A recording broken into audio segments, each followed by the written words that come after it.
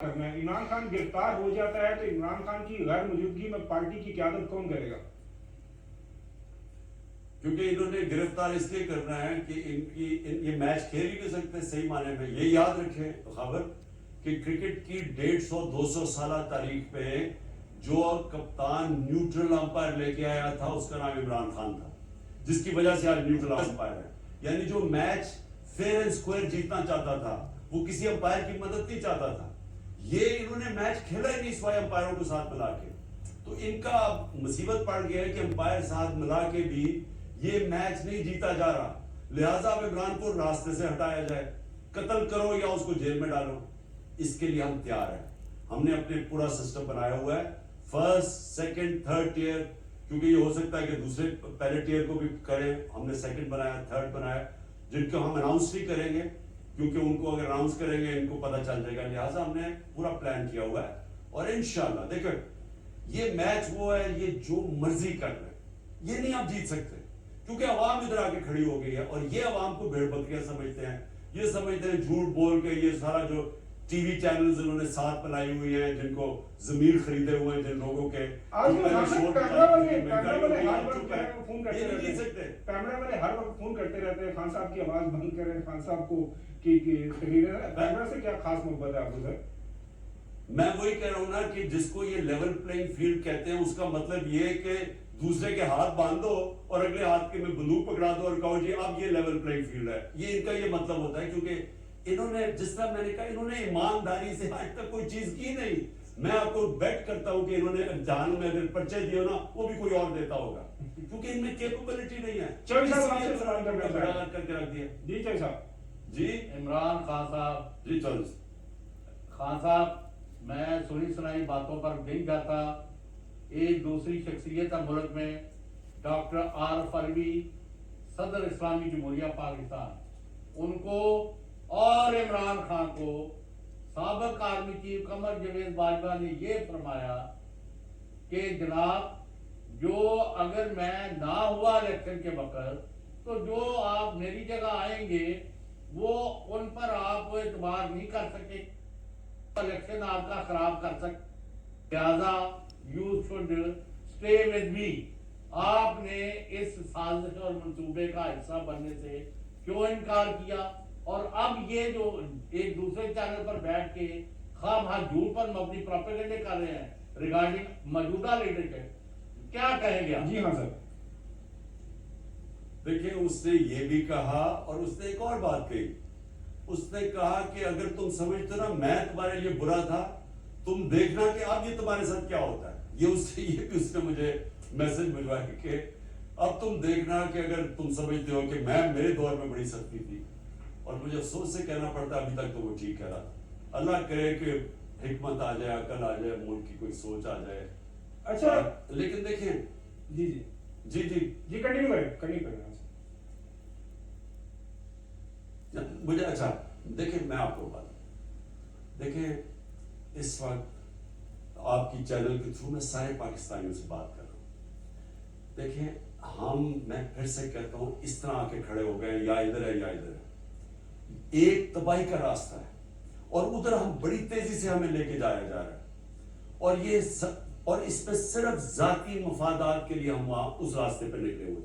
تھوڑے سے لوگوں کے ذاتی مفادات ہیں، کوئی کرپشن سے ڈرا ہوا ہے، اربوں ڈالر چوری کر کے باہر پڑے ہوئے ہیں، اب وہ محفوظ ہو جائے. عمران خان خطرہ ہے اس سے، یہ زرداری اور شریف خاندان کا تو یہ خوف ہے. دوسری طرف مجھے نہیں پتا کیا خوف ہے کہ پتہ نہیں مجھے ابھی تک سمجھ ہی نہیں آئی کہ ہم ہمیشہ یہ سمجھتے تھے کہ میں تو یہ سمجھتا تھا کہ یہ دو کرپٹ لوگ ہیں. میں جنرل باجوہ کو ساری باتیں مانتا تھا. یہ یاد رکھیں اس نے میرے سے غداری کی. میں نے ایک دفعہ ہر بات اس کی 9 اپریل تک میں سمجھتا رہا کہ شاید یہ اس کو ڈاؤٹ دیتا رہا کہ یہ جو یہ کہہ رہے یہ سچ ہے.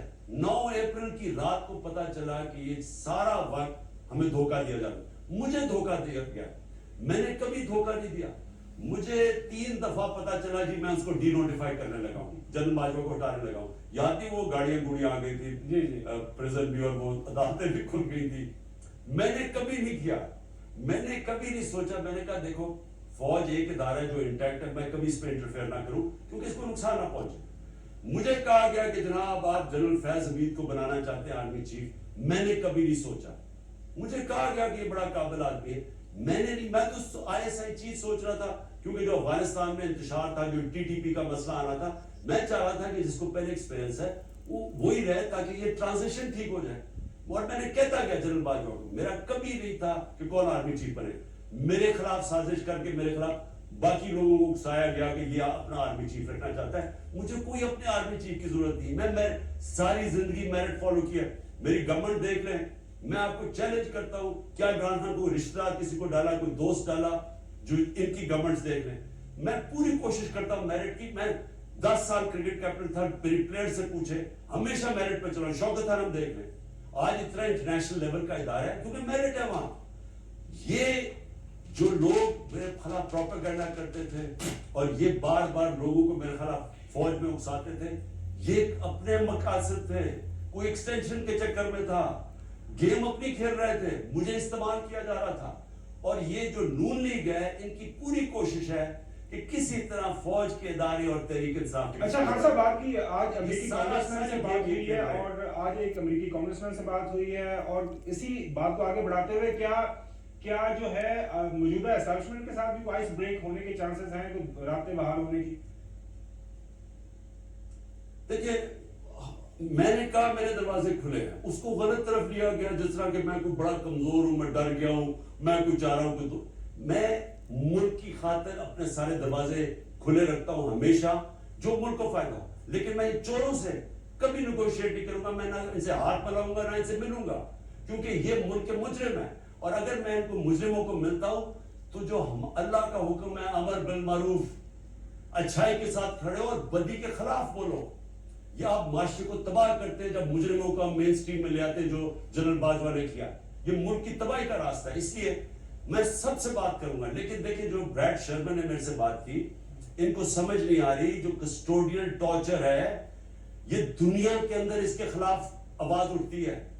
آپ ساری دنیا میں چلا گیا، پہلے اعظم سواتی کو کسٹوڈیل ٹارچر ہوئی، اس سے پہلے شہباز گل کو، ہمارے حماد یوسف صاحب، ضلع شاہ کا ہوا ہے. حماد یوسف صاحب، ہمارے حماد یوسف صاحب آپ کے وہ ایک نہیں ہیں. اور بھی تو سوشل میڈیا کے لوگوں کو آپ کو پتا نہیں ہے. میری بیچاری باپ نے مجھے ٹیلی فون کر کے کہا، اپنی بیوی سے بھی بات کروائی، کہتے ہیں ایک ینگ لڑکے کو اٹھا کے لے گئے، یہی ایک کہتا ابھی تک بچہ ٹھیک نہیں ہے. ایسی ٹارچر کیا، مجھے کسی اور نے بتایا، وہ ابھی تک سو نہیں سکتا جو انہوں نے ظلم کیا. اور کتنے اور بچے ہیں، وہ اتنے ڈرے ہوئے، ان کو ڈرا کے بھیجتے ہیں کہ اگر تم کچھ بولے تو ہم تمہیں پھر چھوڑیں گے. وہ سب کو ڈر جاتے ہیں ان سے لوگ. میری آخری بات، بریڈ شرمن نے یہ کہا اس کے اوپر کسٹوڈیل ٹارچر پہ، اور خاص طور پہ ضلع شاہ کو جس طرح انہوں نے قتل کر کے، ٹارچر کر کے، مار کے اوپر جھوٹ بول رہے ہیں اور کہہ رہے ہیں ایکسیڈنٹ ہے. یہ ساری دنیا میں گیا. چلے خان صاحب، وقت دینے کے لیے بہت امید ہے ناظرین آپ کو آج ہماری خان صاحب کے ساتھ گفتگو